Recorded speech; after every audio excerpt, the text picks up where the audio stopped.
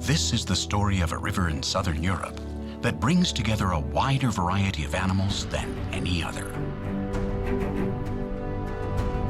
From forests high in the mountains to flatlands and wetlands that seem set in Africa.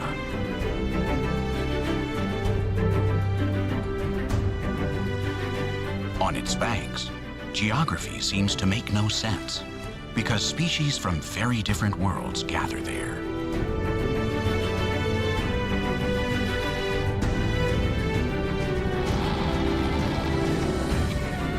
Guided by the water that keeps them alive, the inhabitants of the great river of Andalusia coexist with life and death in a game that never ends.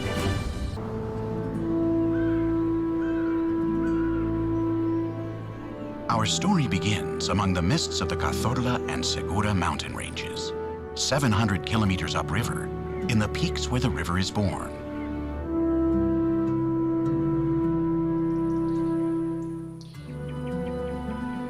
The herds of mouflon and red deer are restless because when the mists lift, she flies overhead.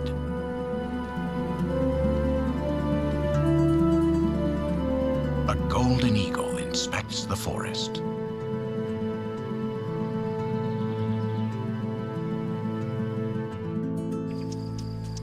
But something else is happening.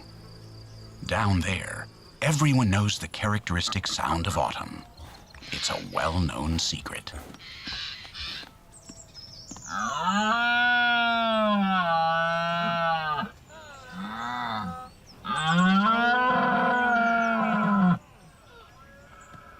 The red deer are in the rut.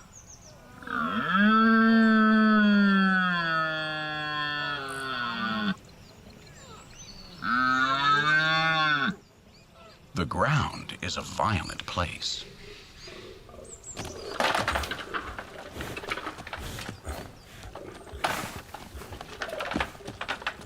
It's time to decide who is in charge.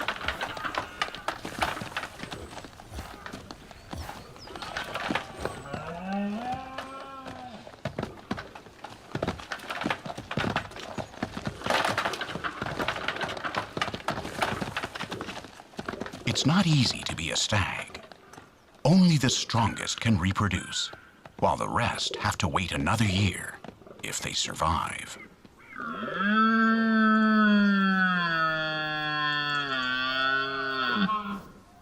The winner has staked his claim. The ground finally looks clear. Nonetheless, it's not a safe place for climbing rodents.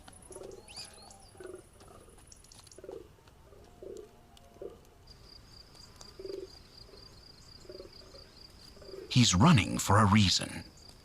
Eating nuts has made him really thirsty. He has excellent eyesight. He stands upright to check that he's not in any danger, because on this side of the river, a drink of water can be very costly.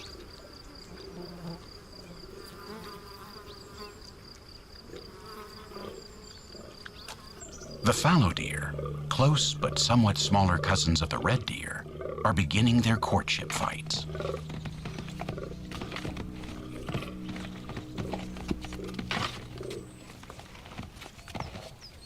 In the deer family, a male's large horns mean that he will have strong, healthy offspring because they will grow on the extra food of each individual.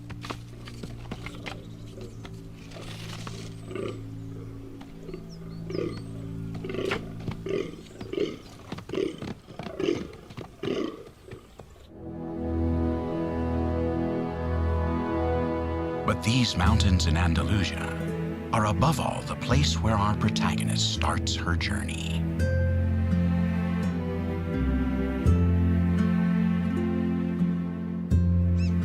The mountains break waters, and the Guadalquivir River is born wrapped in pine trees.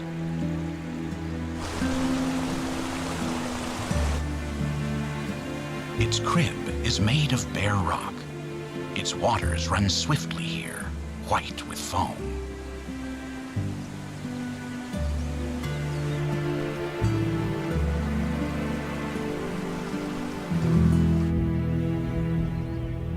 As the days grow shorter and there is less sunlight, the trees withdraw the energy from their leaves, which then die.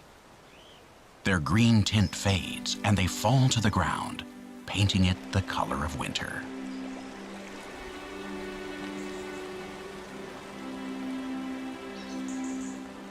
In the Sierra de Cazorla, this means trouble, above all for red foxes like this young female.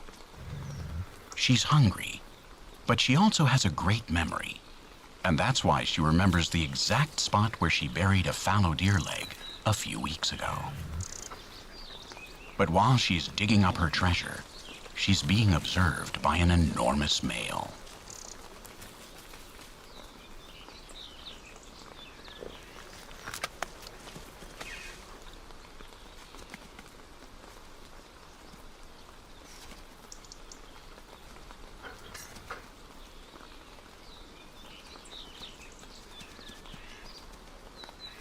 A quick bite, because there's not enough for two here. The intruder glares at her, and he's stronger than she is. It isn't worth getting hurt over a mere thigh, and she decides that prudence is the better part of valor. But her belly is still growling, and when that happens, foxes are capable of anything. The Spanish ibex are in the rut. While the adults are distracted, maybe she could make off with one of these tender lambs.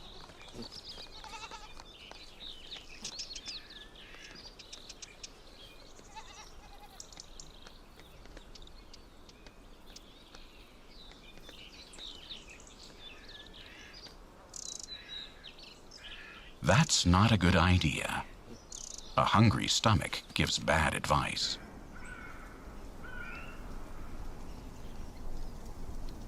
Winter falls on the mountains, literally. Then the forest is swathed in white.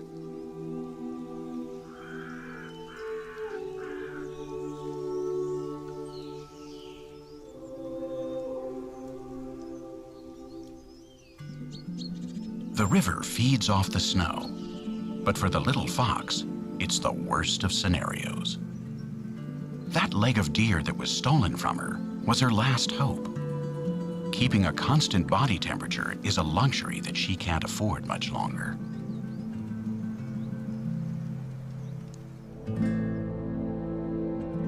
But this is Spain, and the Mediterranean sun gives the prisoners of the forest a reprieve. Although the weather's still cold, the snow doesn't last long. Nevertheless, for some, it's already too late. The snowstorm claimed a red deer hind, and as it melts, the white mantle is pulled back to reveal the gift of its body, sending messages out on the wind. A mature male is the first to arrive. In spite of his anxiousness, he first cautiously and intelligently checks out all the smells. He knows that this could be a trap. Throughout the forest, the pine trees channel the scent of meat, and canids can detect it from kilometers away. Two females are close by. The larger one decides to get the male to let her eat some with him, and she adopts gestures of submission to convince him. Foxes communicate amongst themselves with facial expressions.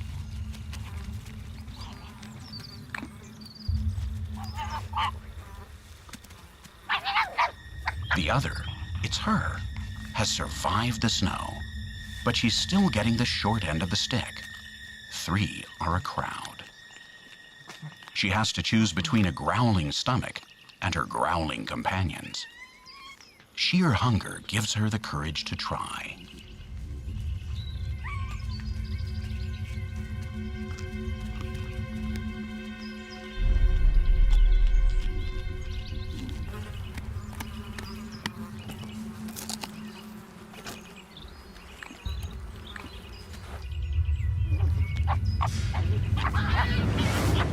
The male ignores her.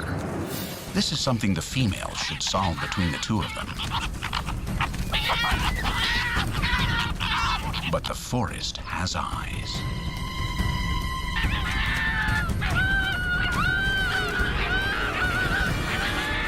The golden eagle can see it all, and the land is suspiciously quiet down there. Others know why.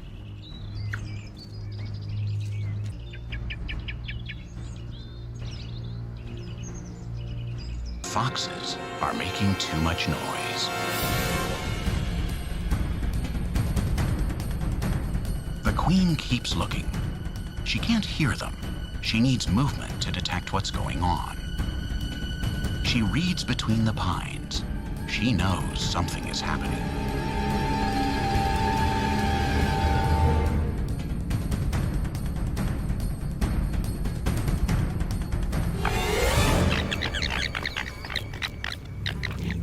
The young female, younger than the others, has had enough and decides to give up. The male comes back. Those who are eating get back to business. All she has gotten for her trouble is new wounds. But the queen decides one's destiny in the forest.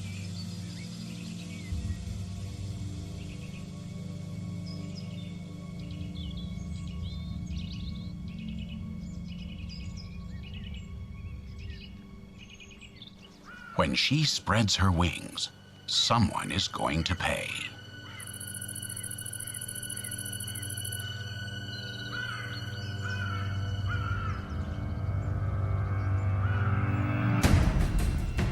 Under the cover of the treetops, it's hard to see her approaching. But at the last moment, a slight buzz gives her away.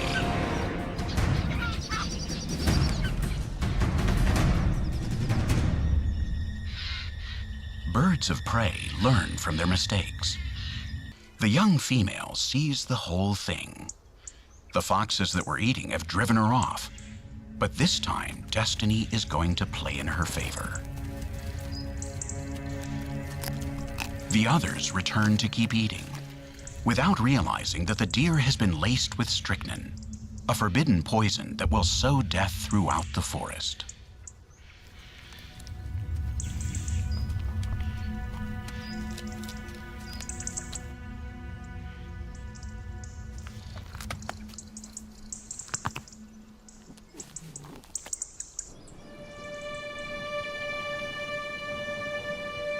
In a short period of time, the trapper's message will first make them very thirsty, and shortly after that, their lights will go out forever. This morning, the الكبير eliminates the evidence of a crime. Foxes have been famous for their astuteness since ancient times. They know how to link up acts and their consequences. They remember it all. They learn. In the end, the river they crossed wasn't this one. They crossed over to the other side of life. But she will never forget that.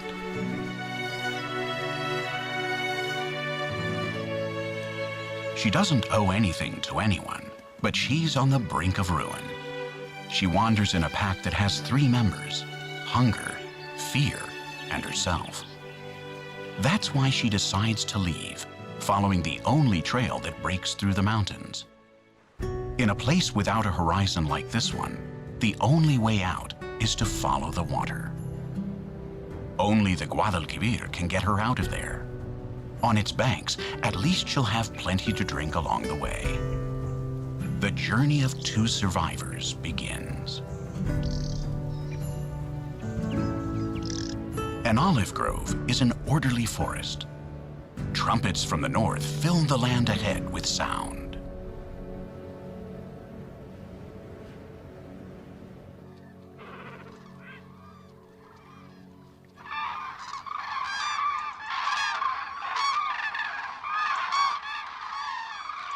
They're cranes.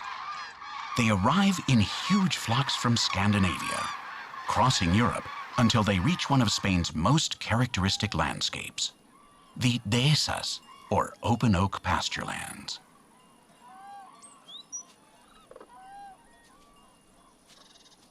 And this is why they come here.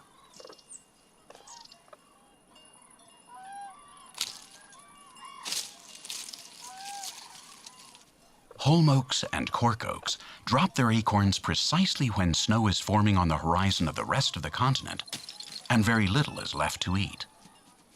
Hordes of thousands of cranes fly south over the Pyrenees every year to feed on these very nuts.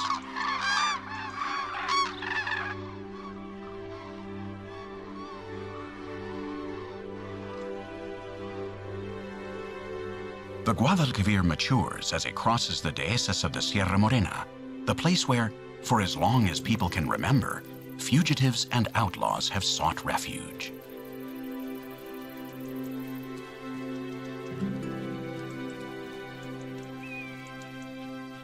Following the course of the river, the fox enters a disturbing territory where a strange smell fuels her fear. These large spaces are populated by herds of deer. It's the Serengeti of Europe, the greatest explosion of life on the Mediterranean.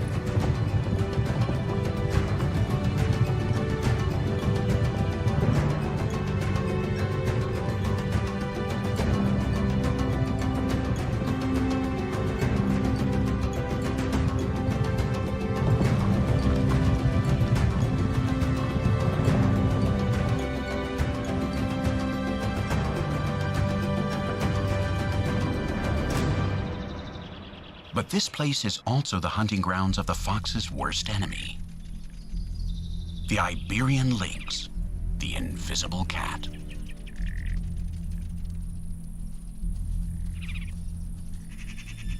It has chosen this rabbit, which attempts the impossible, to listen to absolute silence. It barely touches the ground.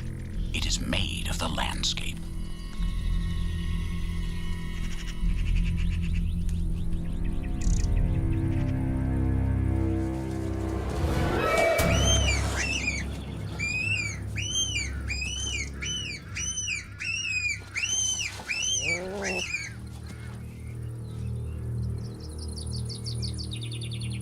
The Iberian lynx is slowly backing away from the brink of extinction, thanks to breeding stations and to its hilly habitat being repopulated with rabbits after they were decimated by a serious epidemic in the last century. The ancient Iberian peoples called it Lubican, the yellow-eyed killer, the guardian of the places forbidden to men. In exchange for just one rabbit a day, the master keeps the countryside free of foxes. Our wanderer will spend another bad night chewing on uncertainty. Perhaps tomorrow she'll have better luck.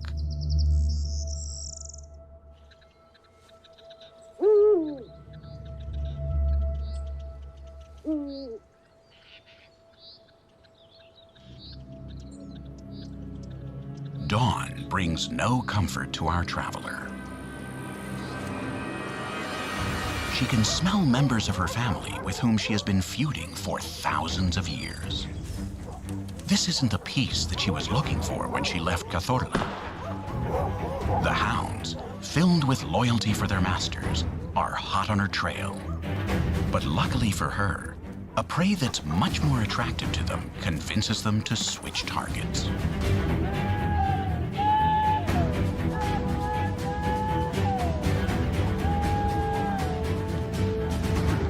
Not even the king of the dehesa is safe when the canine mobs are combing the hills.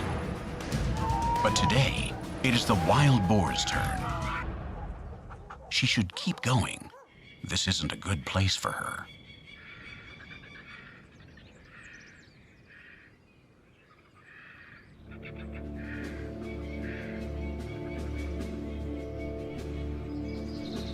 Near the river, the gunshots have tipped off the griffin vultures.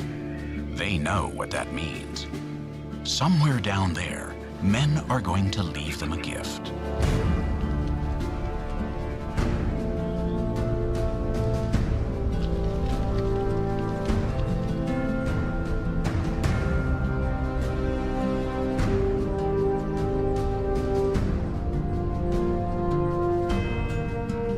They know the wind's story. They control the paths in the air. The hungry pilgrims arrive to pay their respects to the deceased and to clear him away in a matter of minutes.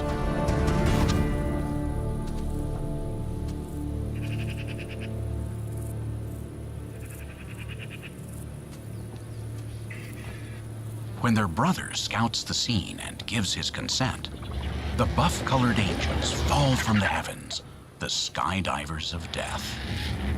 First, they are shadowy, then voracious.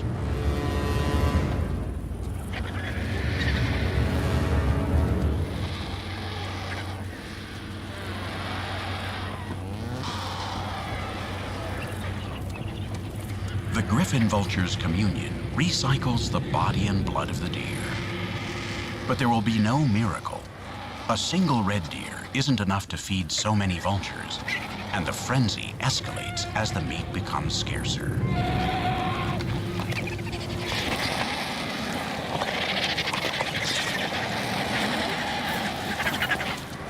Then someone has to lay down the law.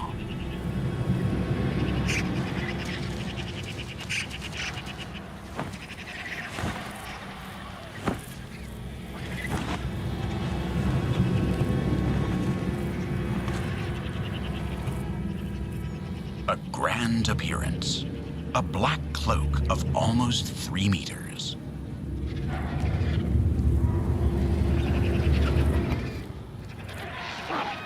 They know he's coming.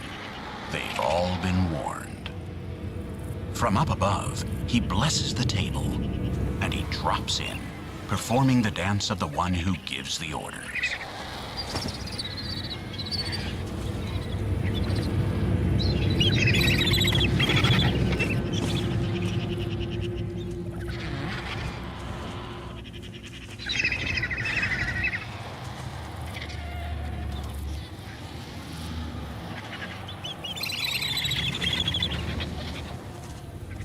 The Eurasian black vulture doesn't share its meals with just anyone.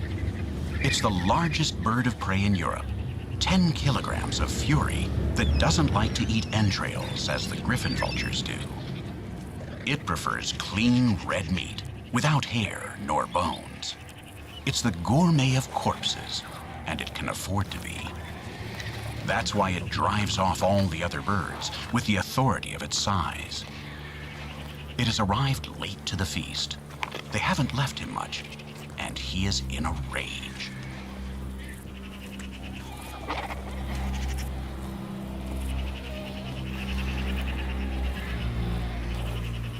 As far as he's concerned, this banquet is over.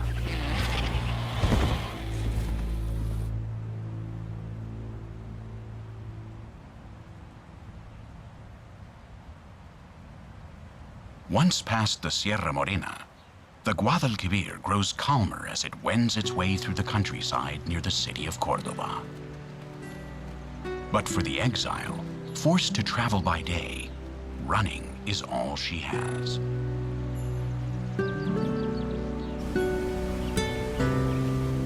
The great river marks her destiny. Its banks are all the reference points she needs. Foxes ask little of life. They are great survivors and adapt to anything. As long as the wind blows, there will be foxes on Earth.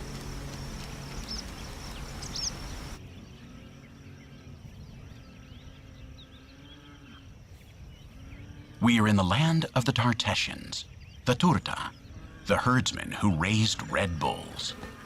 They wore helmets with horns like those attributed to the Vikings, and offered their bronze swords and shields to the water.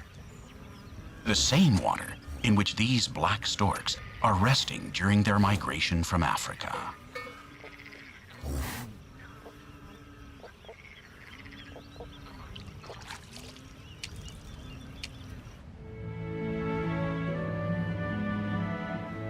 Their more abundant white cousins also arrive by the thousands.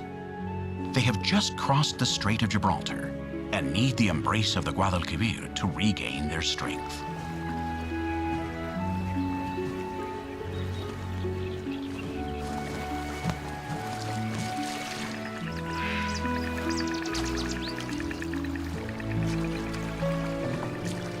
But not all of them will be able to complete their annual odyssey.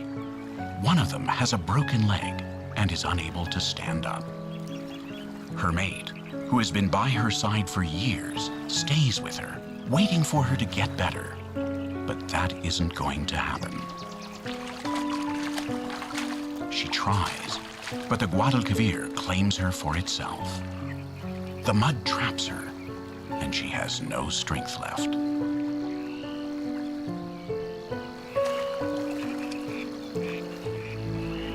The flock departs, and the farewell is but a glance.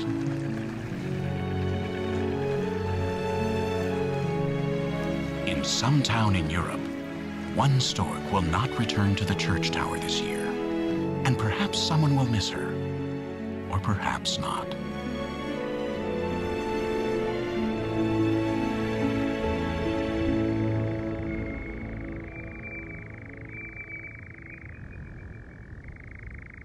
This isn't going to be just another night for our traveler.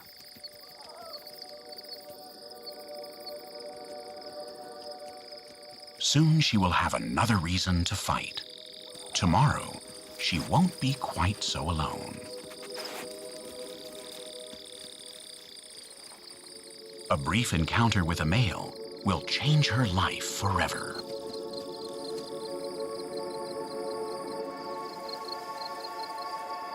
For this garden dormouse, however, going out at night is a very risky thing to do. A poisonous snake is waiting for its dinner to arrive, a snub-nosed viper.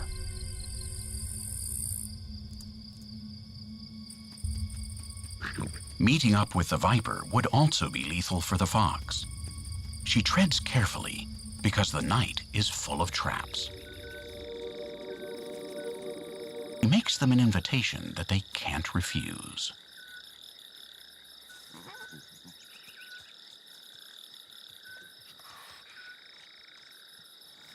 The night on the Guadalquivir belongs to the small spotted genet. Evolutionarily, they look like a cross between a dog and a cat, except that they are much older than either. They are the only members of their family in Europe, but they find themselves in a somewhat uncomfortable position because thanks to their size, they are both predators and prey. These are looking in the holes in a cliff along the river that are about to be occupied.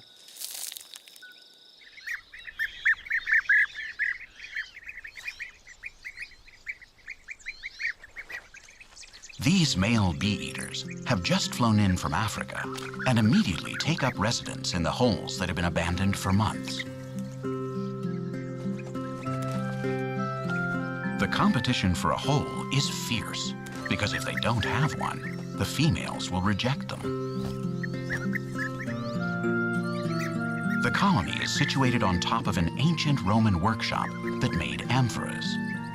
But what the birds are anxious about right now is cleaning up their holes before the ladies arrive.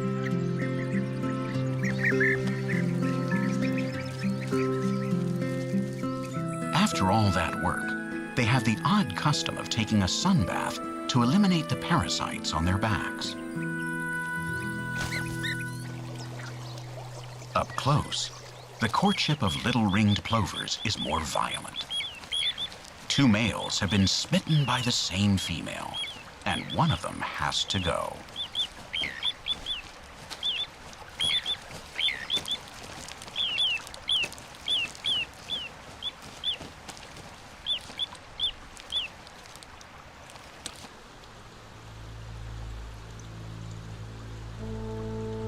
Wadi el-Kibir, the great river of the ancient Arabs, was once the home of a giant that weighed more than 100 kilograms. It's been years since anybody has seen one, but it may still be down there. A prehistoric fish, the sturgeon.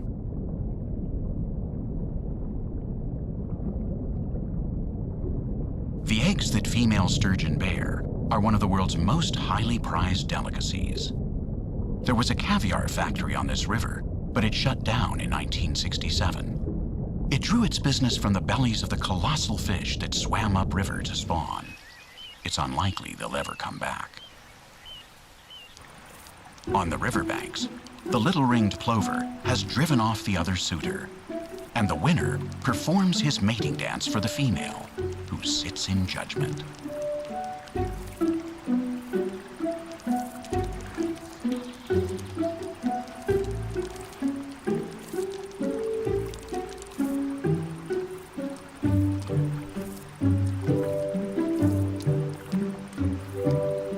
If she doesn't like how he dances, she can always choose the other fellow.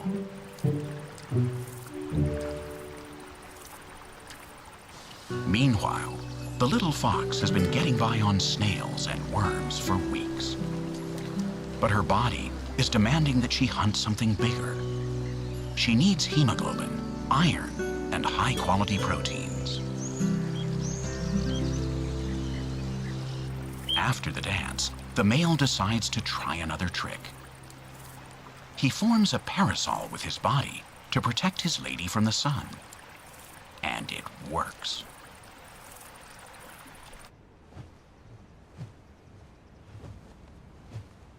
The black storks broke up the flock that arrived from Africa weeks ago, and the mating pairs have spread out into their own secret corners of the river for a good reason.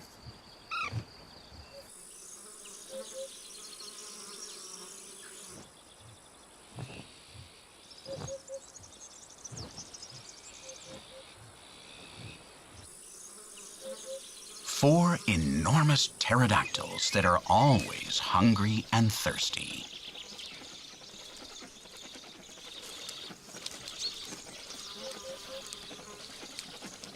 Black storks prefer the trees.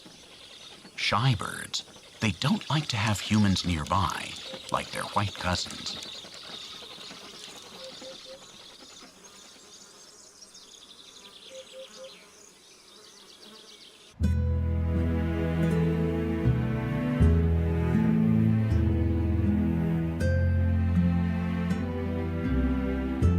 But downriver, there's another nest that's not so peaceful.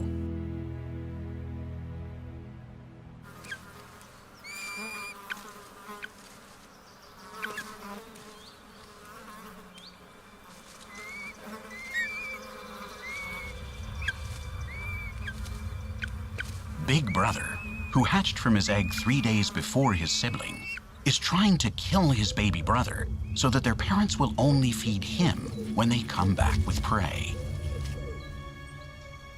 The booted eagle has to bring back to the nest all the food he can in order to save his younger child. Only this rabbit can calm his older child's fratricidal rage.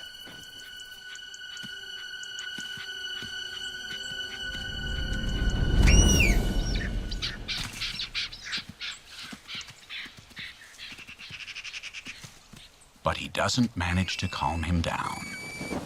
The younger one won't be able to hold on much longer if his mother comes back empty-handed. As she looks on helplessly, at just 2 weeks of age, one of her children is going to kill the other. She tries to distract him with bits of meat from an earlier prey, but it doesn't work. The mother can't get a moment's of respite for her littler one. When he dies, Cain will eat him.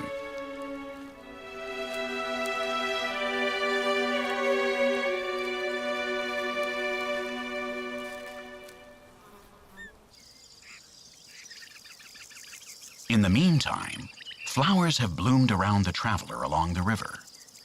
This is the season of easy eating because natural selection needs jaws like hers to execute the least fit. There they are.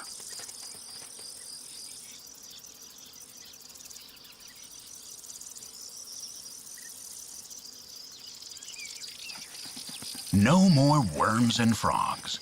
Her belly demands fresh red blood.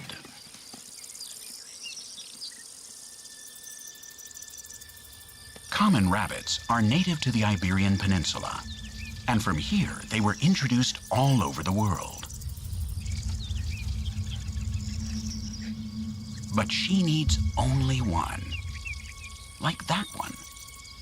distracted by its world of light and color, eating flowers as if nothing was happening. There are a lot of them, but they're not very smart. Sooner or later, one of them will make a mistake. Its last mistake. Her first hot meal in weeks.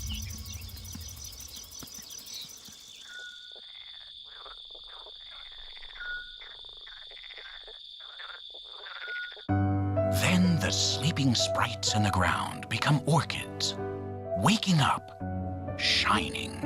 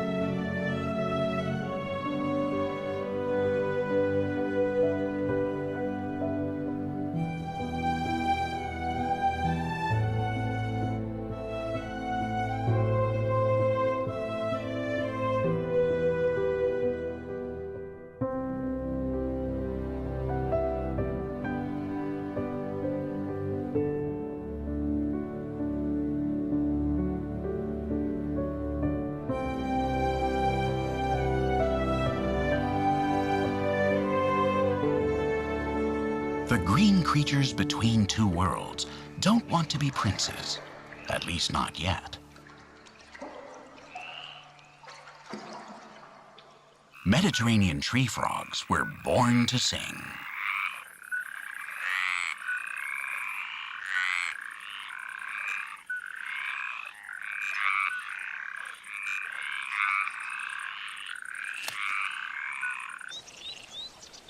And inside, in the soundless kingdom, you have to have guts to survive.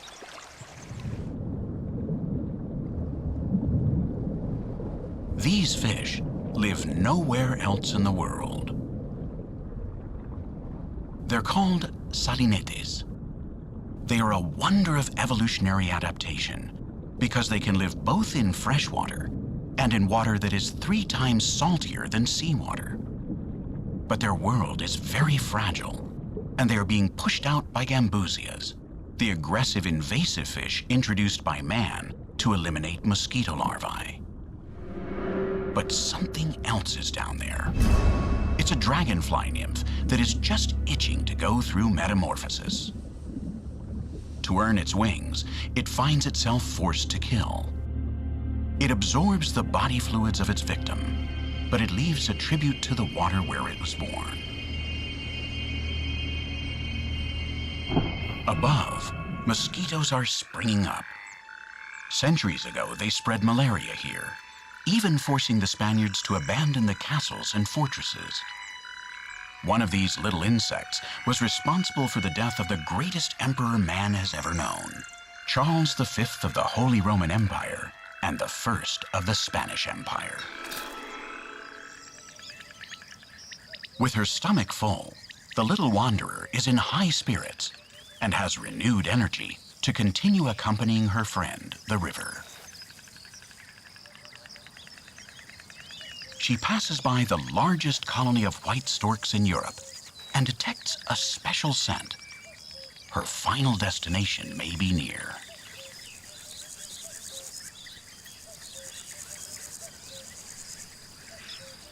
An absolute paradise. The place where the great river forgets its name. The Doñana marshlands. Here, everything is different. The land seems to be full of life, but the earth traps her feet, and the water sometimes has a bite to it. Salt. Doñana, the dream of a river. The Guadalquivír's wetlands are the most important bird sanctuary on the continent, where close to 1 million birds belonging to more than 300 species spend the winter, breed, or pass through every year, making this estuary Europe's largest ecological reserve.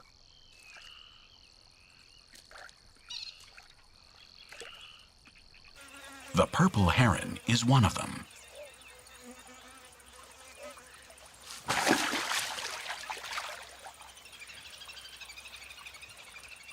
It breaks the mirror with its harpoon to steal fish from the water. A few meters away from the big wading bird, a purple swamp hen, a vegetarian that prefers pulling up tender shoots, is demonstrating its great strength.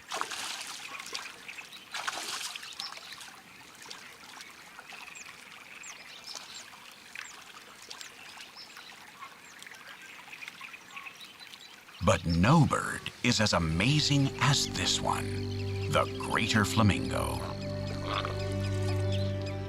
They filter the water with their beaks as whales do. They're nomads that have to take great care of their plumage so they can travel up to 300 kilometers in a single night, which is why the ancient peoples consider them to be the mythical phoenix, the bird that was reborn from its own ashes. That is exactly what our traveler has done. She has reinvented herself in this new Eden where everything is new to her. This ability to adapt is the key to her zoological family's evolutionary success. Because if she could fly up like a phoenix, she would see that she has reached paradise.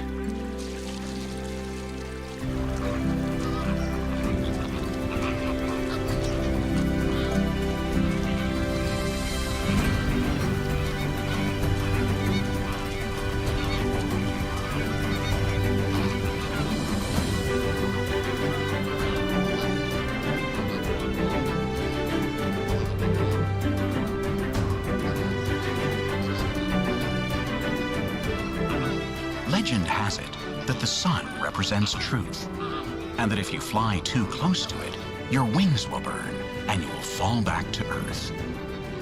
That's why their feathers burn as they fly over Doñana, and the reason why flamingos represent resurrection.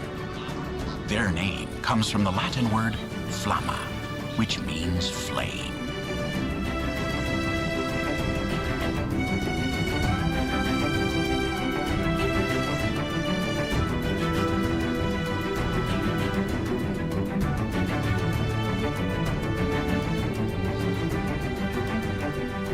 Right where the Guadalquivir meets the Atlantic Ocean, the Kingdom of the Sands emerges from that struggle between the two bodies of water. Here, the ancients spoke of the 5 dark winds.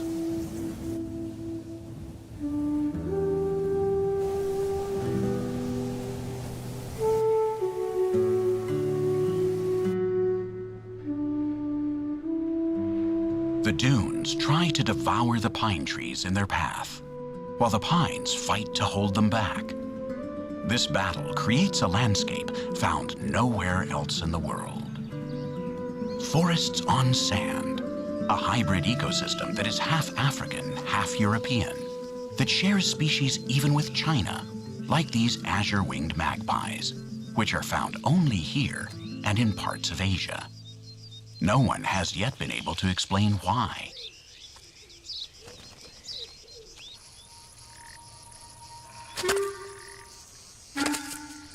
There are also little dragons. Chameleons kill at a distance and always shoot straight to the head.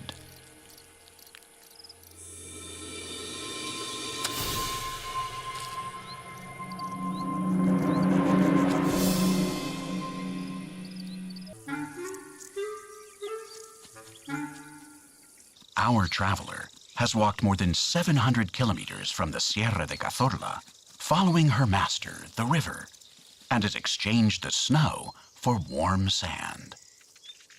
But her new summer coat isn't going to free her from facing the cat with the paintbrush ears, which also lives here. They are close enemies, the heirs to 2 carnivorous lineages that have been feuding for millions of years. But they are both females, And for that reason, they have more in common than they may suspect. This Iberian lynx is wearing a collar with a transmitter that biologists put on her in order to discover her secrets. The fox has come here to stay, and she's not going to let anyone force her out of her new home by the sea. Doñana doesn't fit into any geographical type. It's a wild crossroads that all the high-flying tourists on 2 continents dream of visiting at least once a year. But there is an even greater privilege, being born here.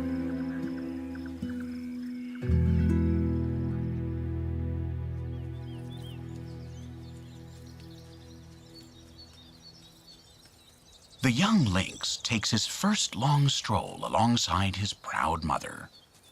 Someday he will hunt his own rabbits, and he will be a playboy among foxes, but not just yet.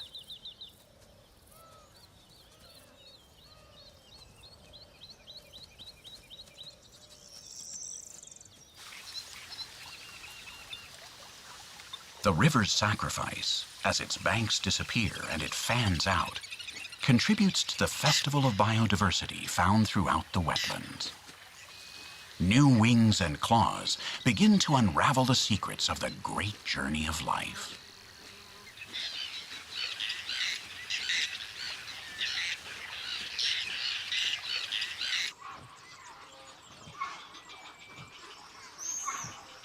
There is a large-scale exchange of genes that some carry out in colonies in the trees, and others at water level, like this purple heron, whose rowdy kids are beginning life with fencing lessons.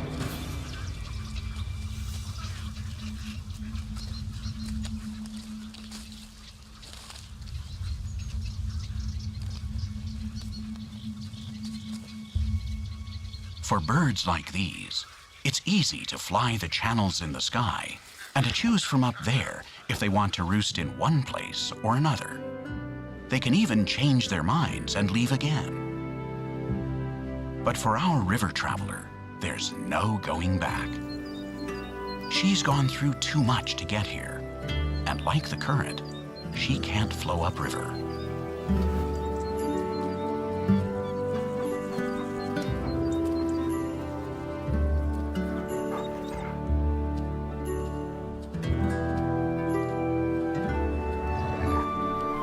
This is her place now, the place she has chosen to tell the sea her secret.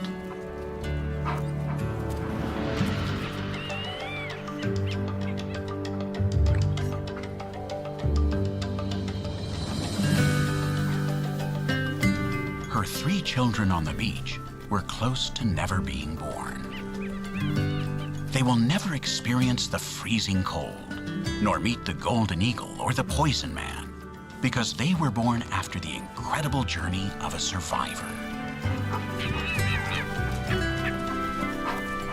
Her fight is that of every mother, wonders of evolution, able to create hope greater than any hardship.